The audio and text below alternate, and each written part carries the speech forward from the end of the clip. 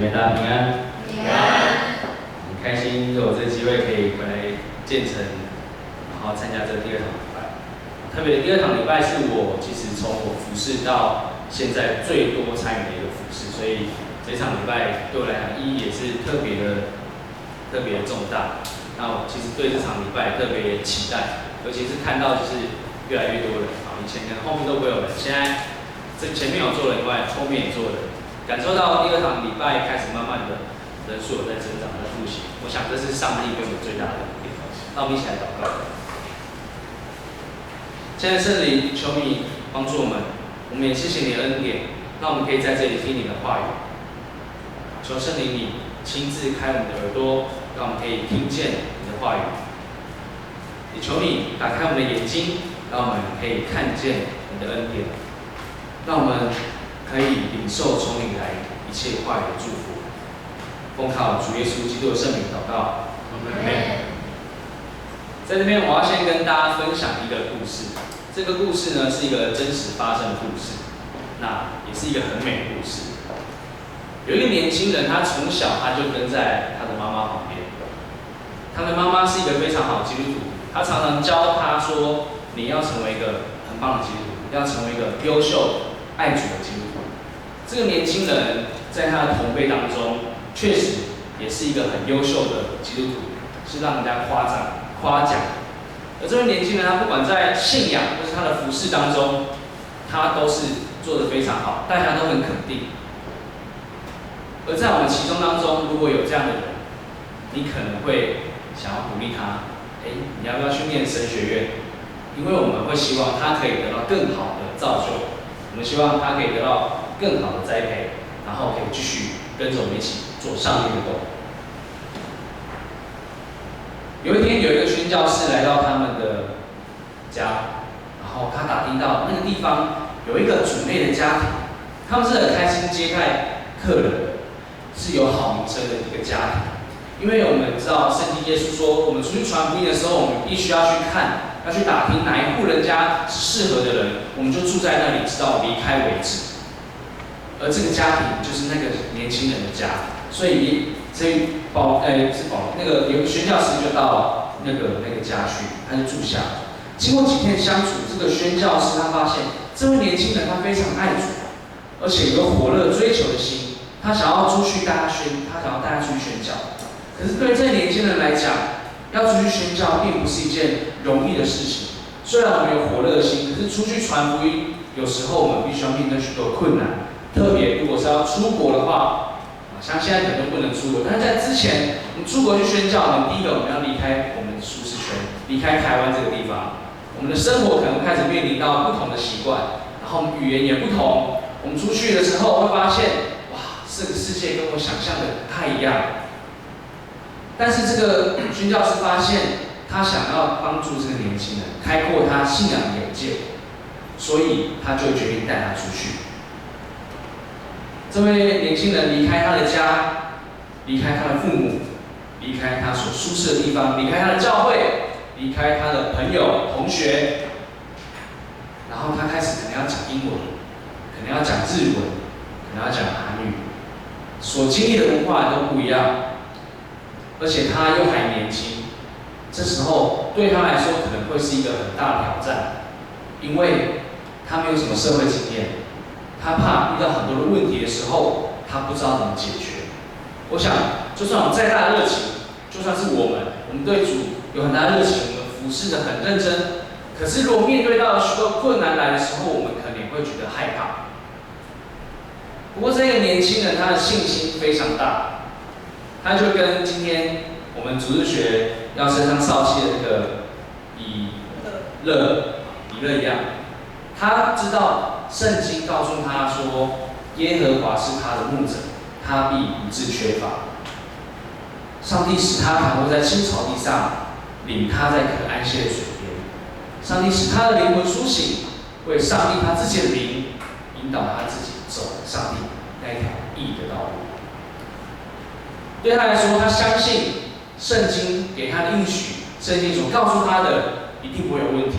而他也就像跟着主的带领。这也是他妈妈特别教给他的信仰，是非常宝贵的。所以他们就开始出去宣教，一路服侍，一路学习，两个人一路有说有笑，有时候就像老师，有时候像同学之间的那种情谊，像老师跟学生，像朋友一样，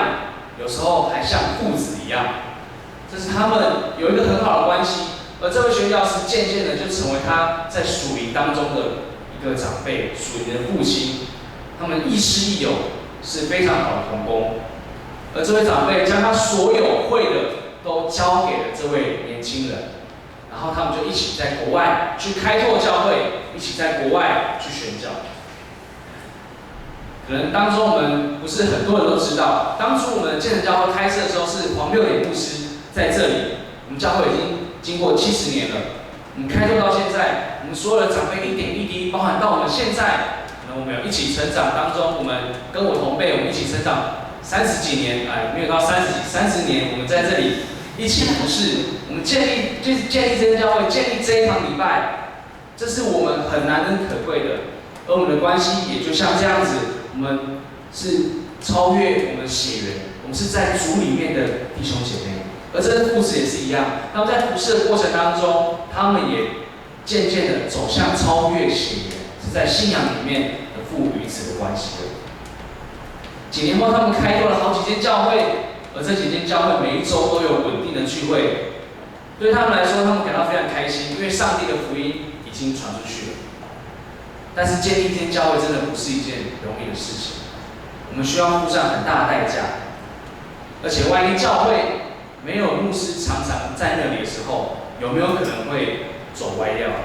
有可能真理会不正确。而他们所面对的这些开拓的教会也有这样的问题，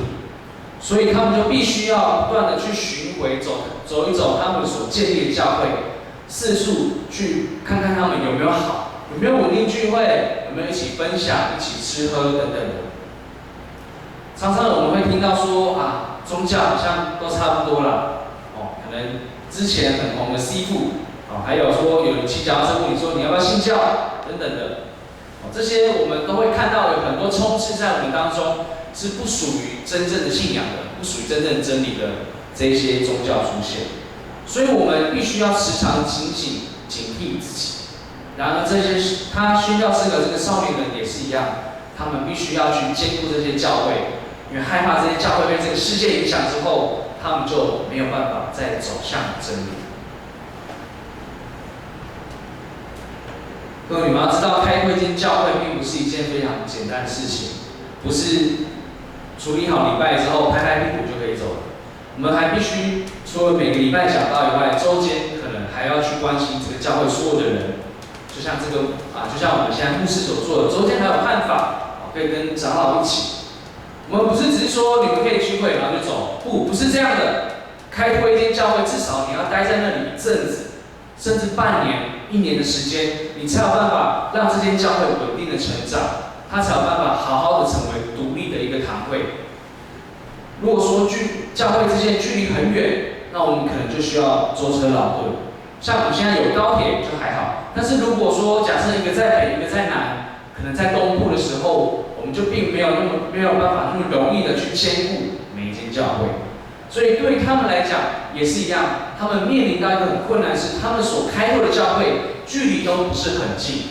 有的可能在山上，有的可能在海边，有的可能在很深的一个很交通不方便的地方。对他们来说，他们必须要时常去兼顾这些教会是一件不容易的事情。然而他们在城市建立了一间教会之后，他们选择先留在城市的教会，他们好好的来牧养这间教会。但是他们同时发现，在偏远乡村的地方，可能有其他教会也需要。这个时候，他们必须要做一个决定。这个决定呢，是要决定他们要不要分开，一个人留在城市，另外一个人去到其他教会来帮助有需要的人。我想要面对感情这么深厚，我们必须要分别的时候，我们心中都会有一点点不舍，会觉得难得我们同工这么久了，关系这么好，现在我们却要分开，我们没有办法在一起为着主的功来努力。但是他们的信仰帮助他们，让他们决定他们要分开。所以这个年轻人最后他决定留在都市的教会，而这个属灵的长辈，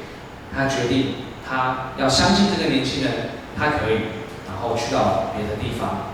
来继续带其他有需要的教会。这个少年人他自己在那里建立了教会，这个年轻人他没有办法，他在都市的时候，他可能没有办法好好的牧养弟兄姐妹，因为他的教会的人都说，哇，他是不是太年轻了？之前那个属灵长辈好像比较厉害，哇，这个好像讲道不是很会，哇，这个好像连站着都会发抖，怎么办？他到底适不适合牧养我们的教会？还是我们要不要写信去找那一位属灵长辈回来？这一位年轻人，他开始要面对一个很痛苦的环境，就是他自己所建立起来的教会的那一群人，可能不信任他。他们认为他不是一个很优秀的传道人，他们可能认为他是一个没有能力的人。对他来讲，他面临到很大的压力。而且街坊邻居可能不见得是对他友善的，街坊邻居会认为你的宗教是外来的，你的宗教不是我的宗教，你的传统也不是我的传统，你叫我不要祭拜我爸爸妈妈，你会害我不孝。哇，对他来讲，他左右都不是，会有喜欢他街坊邻居，可能也不爱他。当他面临到这么大的挫败的时候，他可能没有办法承受。如果是我面临到这么大的挫败，可能我也没有办法承受。这位年轻人因为遇到这样的事情，他会开始怀疑他自己，他会觉得我自己是不是经验不够，我是不是做不够好，我是不是还要继续念书，要继续念到博士，我才有办法压过他们。他可能开始会觉得自己是一个很差劲的人。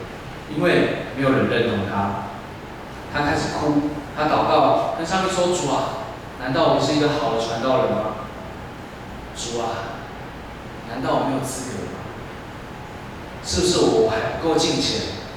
我是不是圣经念得不够多？还是主你已经离开我了？”我不知道各位在座你们有没有曾经这样子想过？上帝是不是离开我？上帝是不是不再爱我？我是不是就是因为没有读经，没有祷告，我不是一个基督徒？当这位属灵的长辈知道这位年轻人发生了这些事之后，他非常担心，于是乎他写了一封信给他。他鼓励他说：“我们受呼召。”并不是因为我们有多厉害，是因为上帝的恩典。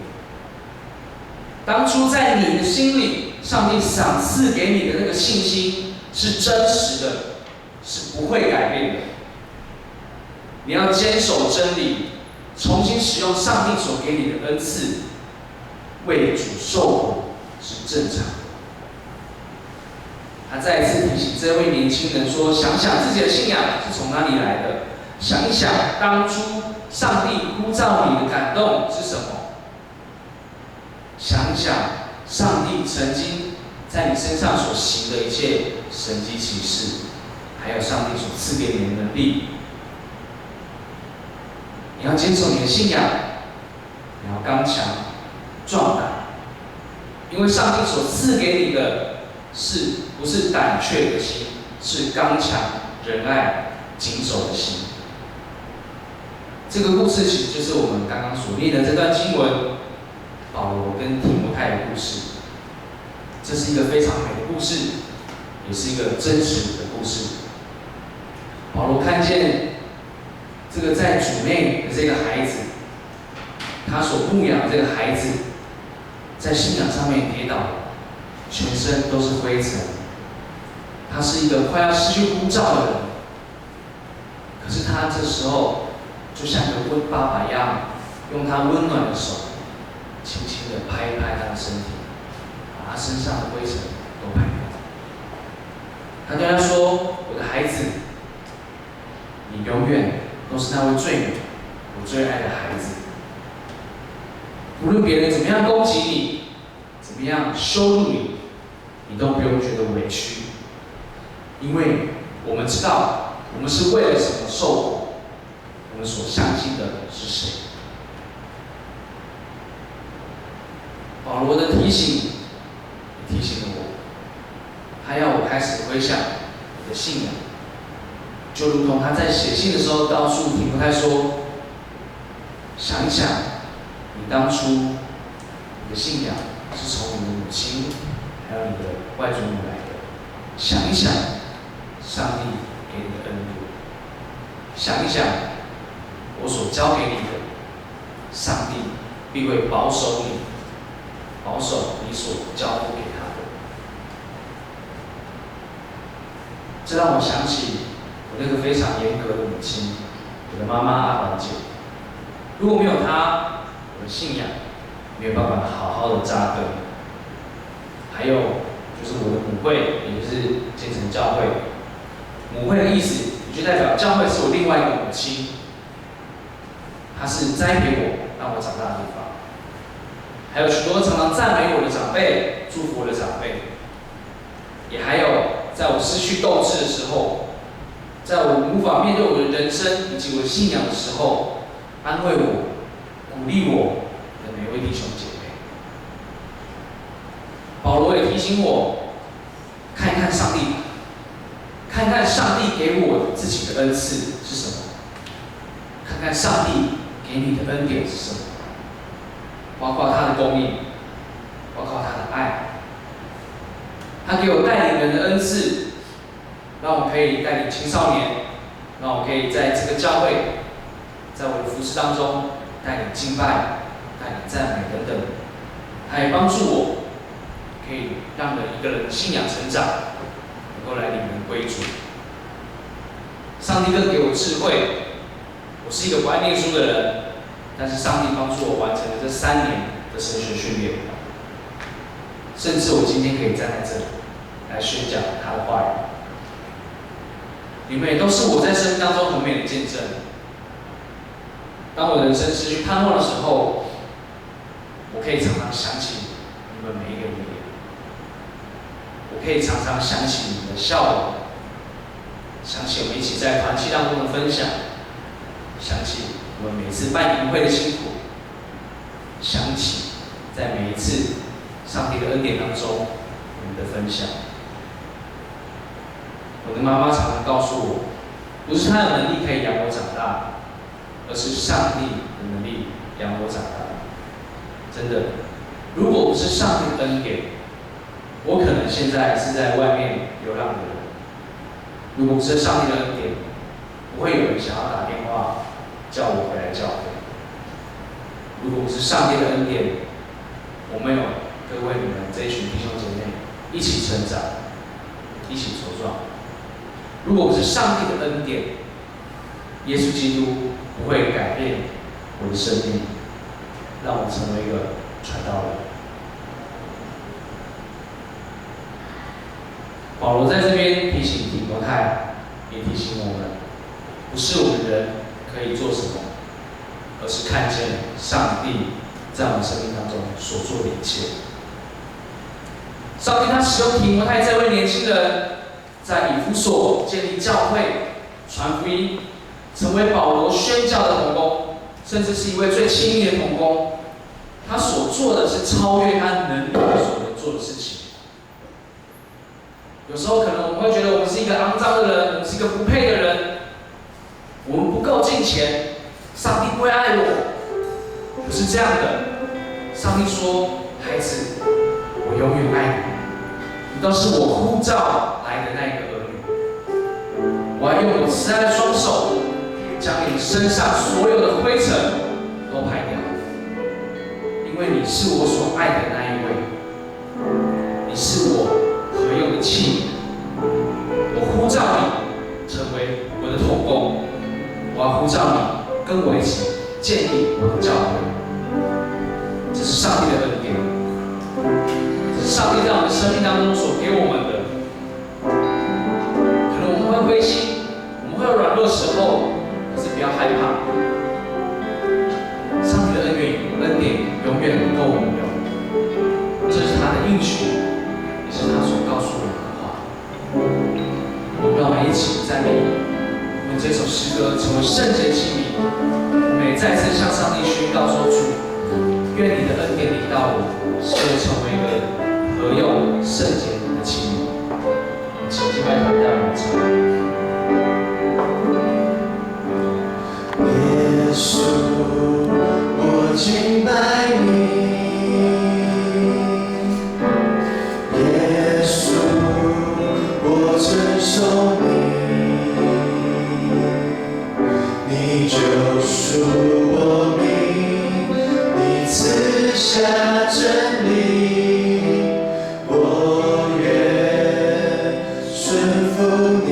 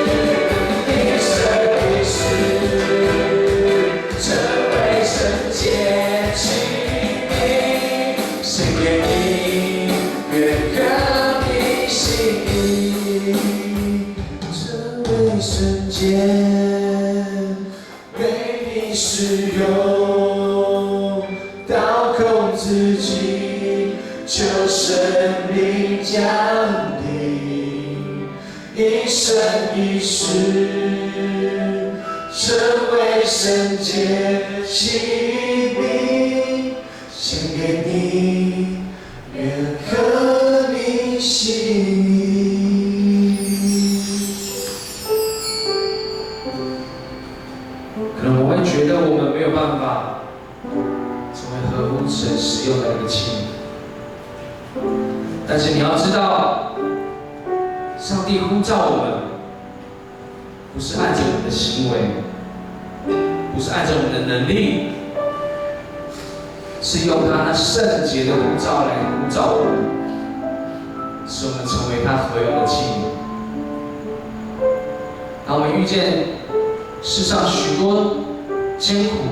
困难的时候，在家人之中，在我们的同学之中，在这个社会上同事之间，我们可能会受到许多的压迫，我们会们受到许多的嘲笑，我们会无奈。但是你要记得，想想主在你身上的恩典，